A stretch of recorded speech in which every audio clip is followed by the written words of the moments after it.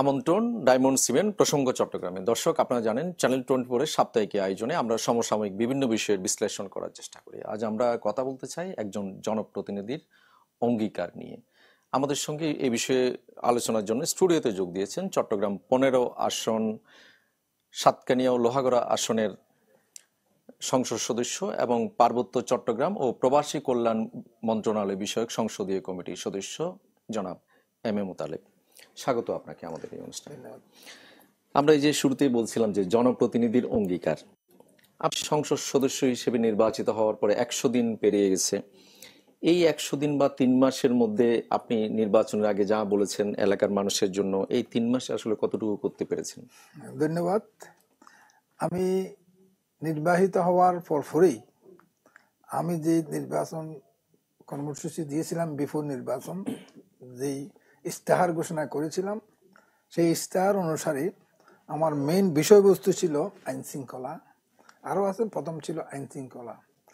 সেই আইন শৃঙ্খলা নিয়ে আমি প্রথমে 1 সপ্তাহ পরেই আমি আমার দুইটা উপজেলার 2 ওসি সাহেব, 2 ইউনো এবং 2 এসিলেন এবং সার্কেল হিসেবে দায়িত্ব যিনি এডিশনাল এসপি শিবলি নোমান সহ আমি একনিষ্ঠভাবে তাদের সাথে বসছিলাম কি করে সাতকানিয়া লোহাগড়ায় আইন শৃঙ্খলাকে সুন্দর সাবলীলভাবে নিয়ে যাওয়া যায়, যেটা আমি জনগণকে কমিটমেন্ট দিয়েছি।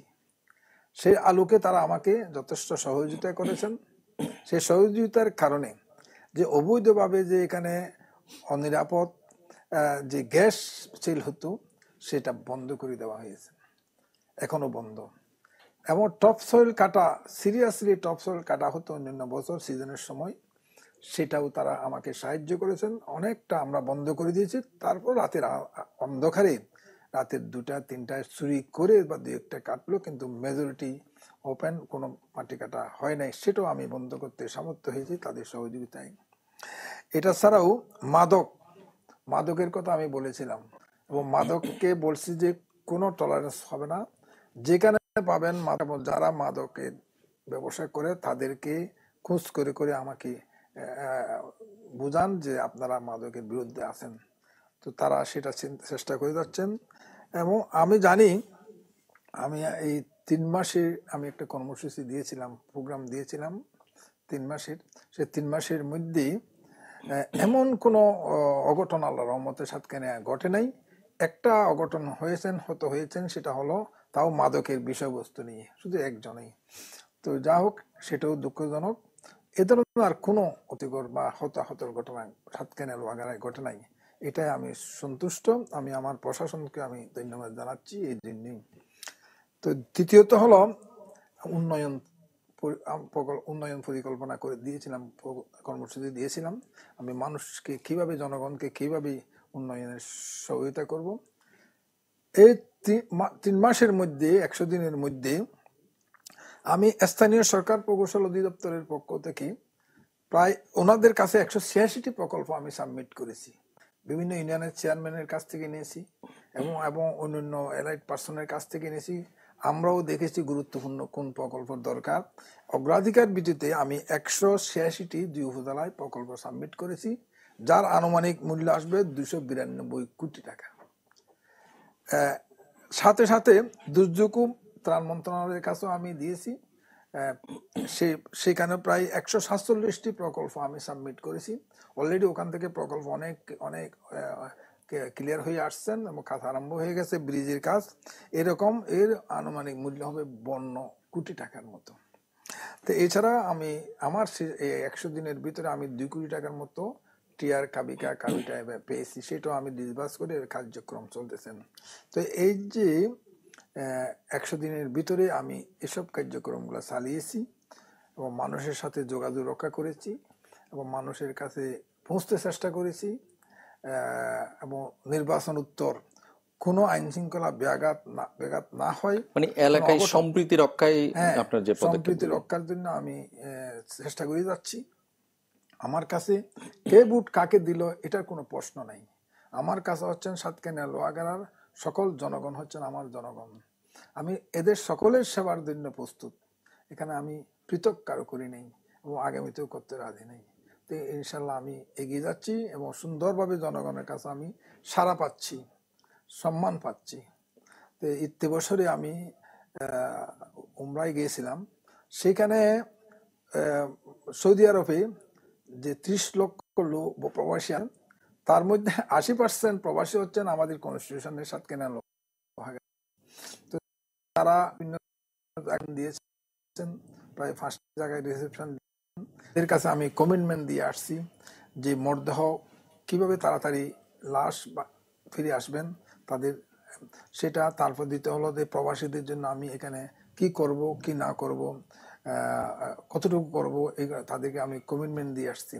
এদিকে আমার আরেকটা সুবিধা হয়ে গেছে, আমি প্রবাসী, আপনি বলছেন প্রবাসী কল্যাণ এবং কর্মসংস্থান মন্ত্রণালয়ে আমি স্থায়ী কমিটির সদস্য, আরেকটা হচ্ছে পার্বত্য চট্টগ্রাম বিষয়ক। তো এই কারণে প্রবাসী যে আমাদের সৌদি আরবে এবং দুবাইতে 2 জায়গায় আমি তাদের সাথে করেছি। এমনকি সৌদি আরবে আমি কনসুলেট অফিসে গিয়েছি, যে সমস্যাগুলোর কথা তুলে ধরেছি, কনসুলেট সাহেবকে তুলে ধরেছি, আমাদের জনগণের এই সমস্যা সেটা আমি সেখানে অনেক করেছি।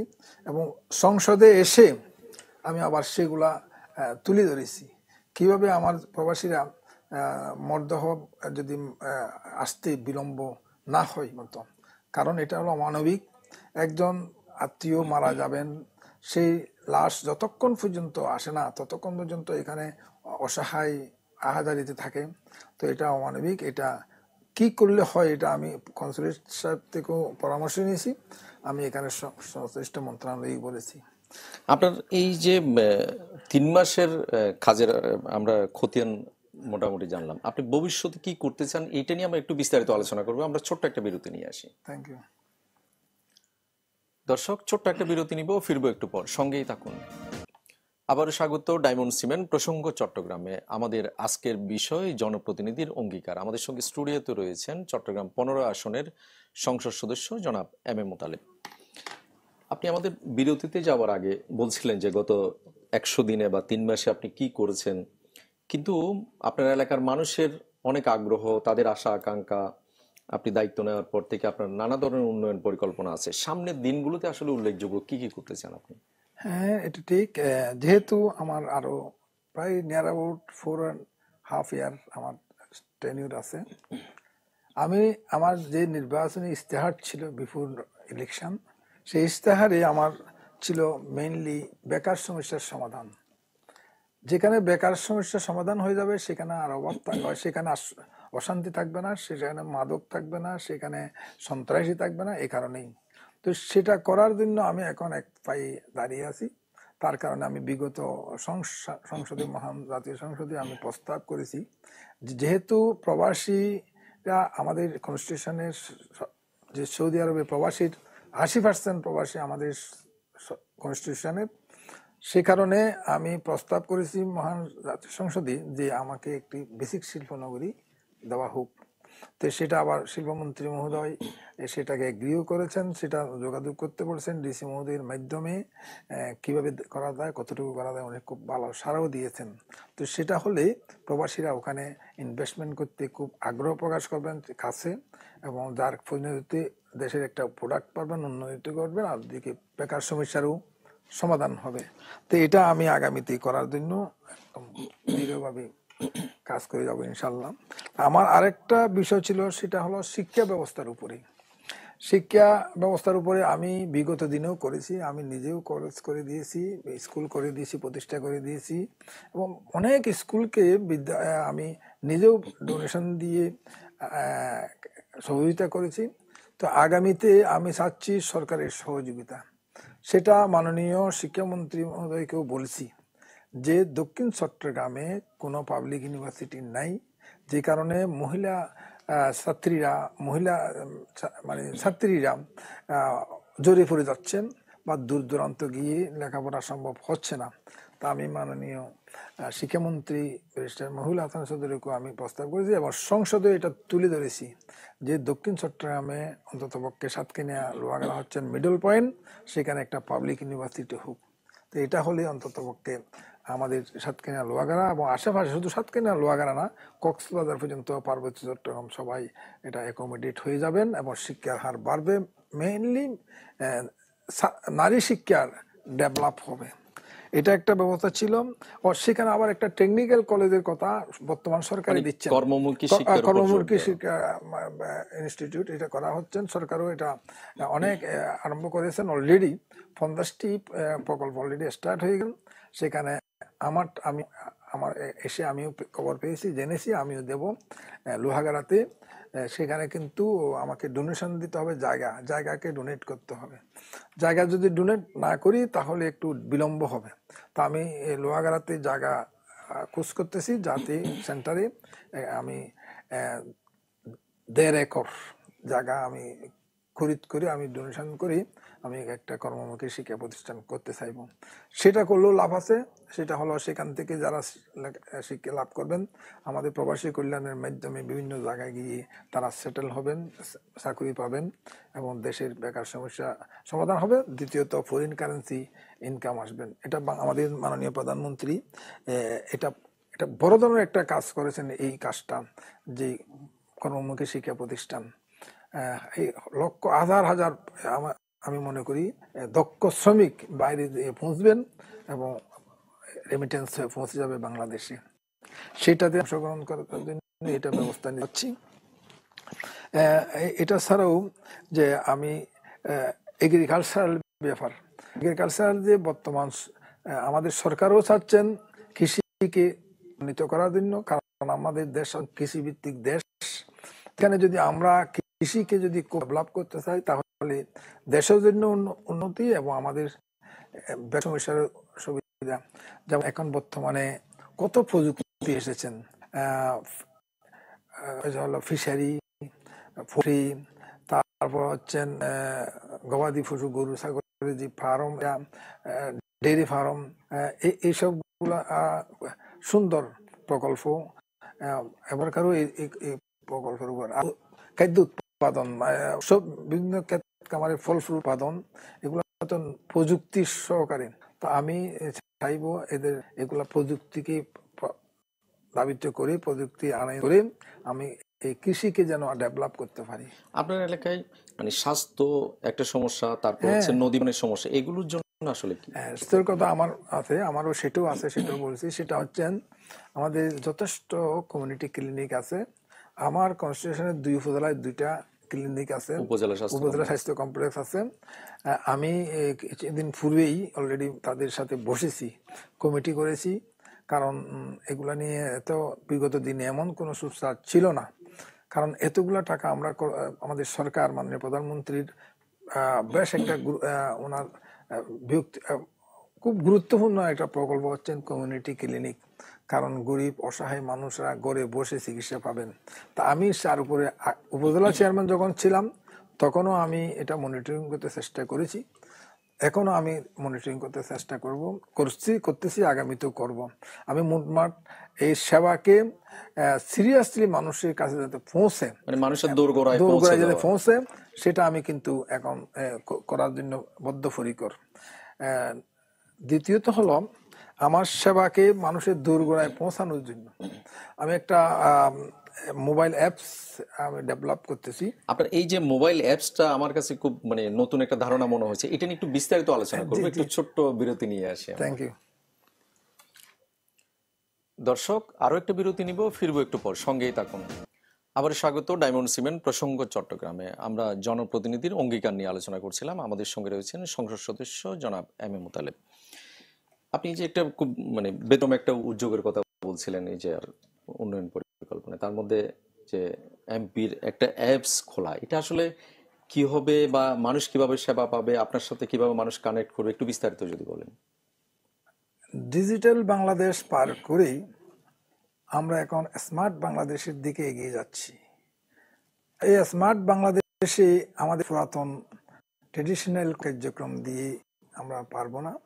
এই কারণেই আমি আমার মাথায় আসলো যে আমি একটি মোবাইল অ্যাপস ডেভেলপ করব। সেই মোবাইল অ্যাপসটা হচ্ছে একজন ব্যক্তি, আমাদের এলাকাবাসী আমার কাছে বারবার আসতে যেন না হয়, উনি এই অ্যাপসের মাধ্যমে টেলিফোন থেকে বা মোবাইল থেকে, অ্যান্ড্রয়েড থেকে আমাকে পেয়ে যাবেন ঘরে বসেই। ঘরে বসেই। এবং আমার আইডি নাম্বার ওনার আমাদের কাছে রেজিস্ট্রেশন থাকবে, আইডি, সেই আইডির মাধ্যমে আমি পেয়ে যাব এবং ওনার কথাগুলি আমি সরাসরি আমি উত্তর দিয়ে দেব। এবং যাতে ওনার একটা চাহিদা আছে বা আমার একটা রাস্তার দরকার, আমি বিস্তারিত করে বলতে চাচ্ছি, আমার একটা রাস্তার দরকার, আমার একটা স্কুলের বনের দরকার, আমার একটা মসজিদের সংস্কারের দরকার, এই কথাটা উনি অ্যাপসের মাধ্যমে যখন এখানে পুট আপ করে দিবেন, তখন আমি তাকে সরাসরি উত্তর দিয়ে দেব যে ঠিক আছে, আপনার এলাকাটা কোথায়, কিভাবে আছেন, কোথায় আছেন, আমি ইঞ্জিনিয়ার সাহেবকে পাঠাবো, দেখবেন, দেখার পরে আমি প্রকল্প অগ্রাধিকার দেব। তো এইভাবে করে যখন মানুষেরা চাহিদা দেবেন, আমার কাছে যখন বরাদ্দ আসবে, তখন আমি তাদের এই সিরিয়াল থেকে যিনি আগে বলেছেন বা গুরুত্বপূর্ণ হিসাবে অগ্রাধিকার ভিত্তিতে তাকে আমি ডেভেলপ করতে যাব। তাহলে ওনাকে বারবার আমার কাছে আসলো, একটা ডিপ টিউবওয়েলের জন্য আসবেন, এত কষ্ট করে আসবেন, আমি পোনা, তাহলে বিরক্ত হয়ে বারবার গেলাম, পেলাম না, এটা তাকে আর পোহাইতে হবে না। অর্থাৎ দূর গোড়ায় আমার সেবাটা আমি পৌঁছে দিতে পারবো। দ্বিতীয়ত হলো, উনি কোনো অসুবিধায় আছেন বা আইন শৃঙ্খলার দিক দিয়ে হোক বা যে কোনো দিক দিয়ে হোক, ওনার প্রতিবেশী তাকে আঘাত করেছেন বা তাকে হেস্তনস্ত করতেছেন, অবিচারের শিকার, সেটা উনি ওখানে দেবেন। সেটা আমি যতটুকু পারি তোমার প্রতিপক্ষকে আমি ডাকবো, নতুবা আমি, অর্থাৎ উনি সহজে আমাকে অ্যাপসের মাধ্যমে বিস্তারিত লিখবেন, পেয়ে যাবেন। তো এই কাজটা যখন আমি করব, হয়তো আমি জনগণের সেবা এখন যা দিতে চাচ্ছি তার চেয়ে অনেক গুণ বেশি আমি সেবা দিতে পারবো। তৃতীয়ত হলো, আমি কি করলাম, কতটুকু করলাম এক বছরের ভিতরে, যে সেটা আমার নখদর্পণে থাকবেন। আমি কয়টি রাস্তা করেছি, কয়টি প্রকল্প, কয়টি মসজিদকে দিয়েছি, মন্দিরকে দিয়েছি, কয়জনকে আমি সেবা দিতে পেরেছি, কয়টা মানুষের সমাধান দিতে পেরেছি, কয়জন মানুষকে সেবা দিতে পেরেছি, এই কার্যক্রমগুলি এটা গ্যারান্সি সুইচ দেওয়ার সাথে সাথে আমি পেয়ে যাব আমি এই কাজটা করেছি। এই সেবাটা কখন থেকে পাবে? এটা আপনার ডেভেলপ অলরেডি হয়ে গেছে, আমি অনেকটা ডেমো দেখেছি। আমি আশা করতেছি ঈদুল আজহার পরেই আমি এই সেবাটা সম্পৃক্ত করতে পারবো। কারণ এখানে আবার আইডি নাম্বার গুলা নিতে হবে থেকে, নির্বাচন অফিস থেকে। এখন উপজেলা নির্বাচন চলতেছে, সেই কারণে ওইগুলা দেওয়ার পরেও ফুট আপ করার পরেই এই সেবাটা খুব ইজিলি পেয়ে যাবেন। খুব সহজ, এখানে কোনো কঠিন কিছু হবে না। নিশ্চয়ই এই যে আমরাও আশা করি যে মানুষ এট এ গ্ল্যান্স একটা সেবা পাবে এমপির। আমাদের আরো সময় থাকলে হয়তো আরো একটু বিস্তারিত আলোচনা করতে পারতাম। আমরাও আশা করি যে আপনার এলাকা একটি মডেল এলাকা হোক। আপনাকে অনেক ধন্যবাদ আমাদের সময় দেওয়ার জন্য। থ্যাংক ইউ, আপনাকে ধন্যবাদ। দর্শক, আপনাদেরকেও ধন্যবাদ। ভালো থাকুন সবাই।